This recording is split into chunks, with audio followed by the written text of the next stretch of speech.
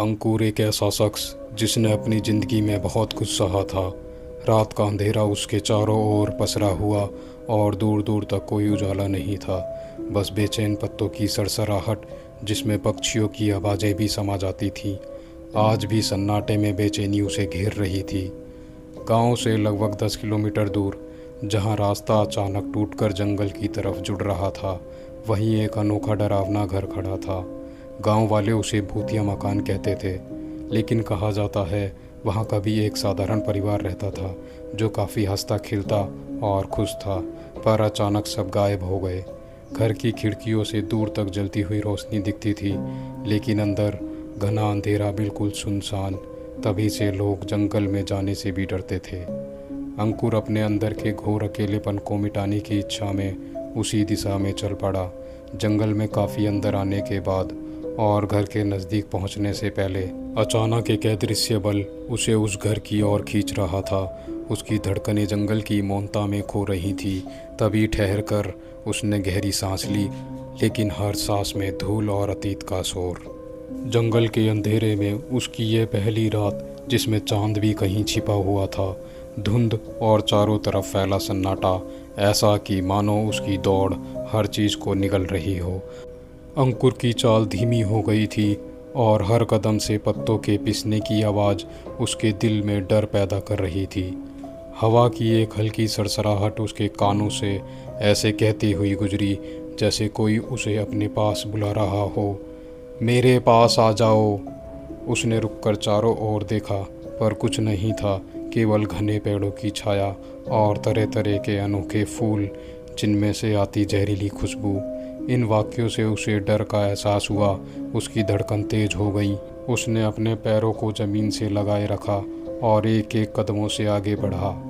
घर के नज़दीक पहुंचते हुए फिर से लेकिन स्पष्ट आवाज़ सुनाई दी, अंदर आओ। अंकुर के होश उड़ गए। आवाज़ उसके अस्तित्व की बुनियाद हिला रही थी। पर जैसे ही वह आगे बढ़ा, एक नीली रोशनी पेड़ों के बीच चमकी, ना तो ज़्यादा तेज ना ही ज़्यादा मंदी। उसमें कुछ आकृतियाँ झिलमिला रही थीं। वह हाथ बढ़ाकर रोशनी को छूने की कोशिश करता, लेकिन वह पल में गायब हो गई। तभी पीछे से अचानक पत्तों की सरसराहट ने उसे चौंका दिया। वह पल भर में कांप गया। फिर कुछ छाया जैसा उसके पास से गुजरा, इतनी तेज कि उसकी आत्मा मानो डरकर पाताल में पहुंच गई। उसने पीछे मुड़कर देखा, लेकिन कोई नहीं था, केवल अंधेरे में विलीन होता जीवन और बिल्कुल शांत ज़मीन। अपने कदमों को संभालते हुए अंकुर ने खुद से कहा, यह सिर्फ उसका भ्रम है।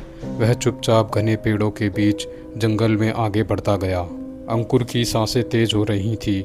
ना वह दौड़ा था, ना वह थका था, लेकिन हवा में जो कंपन थी वह भीतर तक झंझना रही थी। नीली रोशनी अब दिखाई दे रही थी। जैसे ही वह और गहराई में बढ़ा, जंगल का स्वरूप बदलने लगा। पेड़ अब एक दूसरे से टकराकर अजीब सी आवाज़ें कर रहे थे, जैसे कोई कानाफूसी हो रही हो। उनके पत्ते सामान्य हरियाली नहीं, बल्कि नीले पड़ने लगे थे। यह जंगल अब वैसा नहीं था जैसा गांव वाले बताते थे। यह तो कुछ और ही था, कुछ ऐसा जो सांस लेता था, देखता था और शायद बोलता भी था। अचानक अंकुर को कुछ ठोस महसूस हुआ। उसका पैर किसी चीज़ से टकराया। वह झुका और देखा, पुराना फटा हुआ गुड्डा। उसका एक हाथ टूटा था, आंखें बिल्कुल लाल। अंकुर ने उसे उठाया और उसके पेट में गुदगुदाया। तभी अचानक से आवाज़ आई, तुम आ ही गए।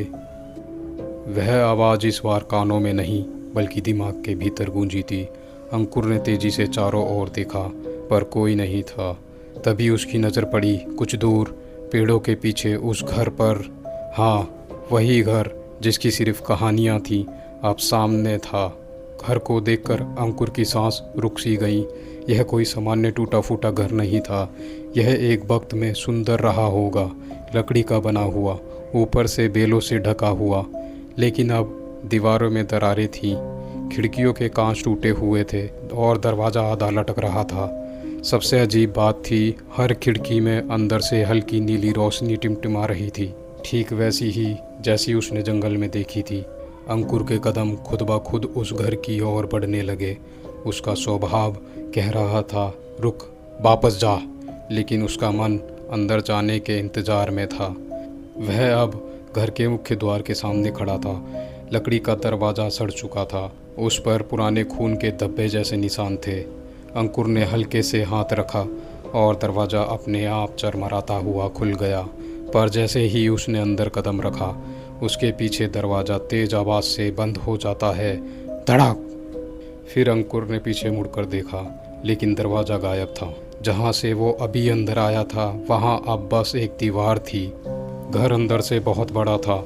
चारों ओर पुरानी चीज़ें, जंग खाई हुई कुर्सियाँ, दीवार पर झूलती पेंटिंग्स जिनमें इंसानों की शक्ल धुंधली थी, मानो किसी ने चेहरे को जानबूझकर मिटा दिया हो। एक कोनों में बच्चों के खिलौने पड़े थे, गुड़िया, ट्रक, एक छोटा झूला। वह आगे बढ़ा तो एक दर्पण दिखा। जैसे ही उसने उसमें देखा, लेकिन उसका अक्स नहीं था। दर्पण में कोई और ही दिख रहा था। पीछे मुड़कर देखा तो एक बूढ़ी औरत जिसकी आंखें लाल थी और होंठों से खून रिस रहा था। अंकुर पीछे मुड़ा, वो औरत अचानक गायब हो गई। फिर वह एक कमरे में पहुंच गया जो शायद इस घर का मुख्य हॉल रहा होगा। वहाँ एक बहुत बड़ी तस्वीर लगी थी, एक परिवार की, माँ, पिता, 2 बच्चे, एक लड़का और एक लड़की। पर सबके चेहरे पर क्रूर मुस्कानें थीं और आंखें मानो अंकुर को घूर रही थी। नीचे एक सफ़ेद पट्टी जिस पर लिखा था, हम यहीं हैं हमेशा से। अंकुर कांपने लगा। तभी उसके पैर के पास कुछ गिरा, एक लाल रिबन। उसने झुककर उठाया ही था कि वह रिबन अपने आप उसके हाथों से निकलकर हवा में उड़ गया और पास के दरवाजे के नीचे चला गया। अंकुर डरते डरते दरवाज़ा खोलता है। यह एक पुराना कमरा था, शायद बच्चों का कमरा। कमरे में एक कोने में झूला अपने आप हिल रहा था, एकदम धीमे, लयबद्ध। अंकुर ने देखा एक पुराना खिलौना, एक ट्रक अपने आप घूमने लगा और कुछ देर बाद अचानक सब रुक गया और कमरे का तापमान गिर गया। उसकी आंखें सफ़ेद धुंध में बदलने लगी। दीवार पर एक हाथ से लिखा था खून में, तू भी अब हमारे साथ रहेगा। अंकुर की सांस घुट रही थी। उसने दरवाजे की ओर दौड़ लगाई, पर अब दरवाज़ा नहीं था। उसे लगा वह बेहोश हो जाएगा। तभी एक ज़ोरदार चीख गूंजी, एक साथ कई आवाज़ें, माँ, बच्चा, बूढ़ी औरत और एक गूंजती गहरी पुरुष की आवाज़। उसके पैरों के नीचे की ज़मीन फटने लगी, दीवारें खून से भीगने लगी और खिड़कियों से रोशनी की जगह अब काली धुंध निकलने लगी। अंकुर गिरता है और अंधेरे में समा जाता है।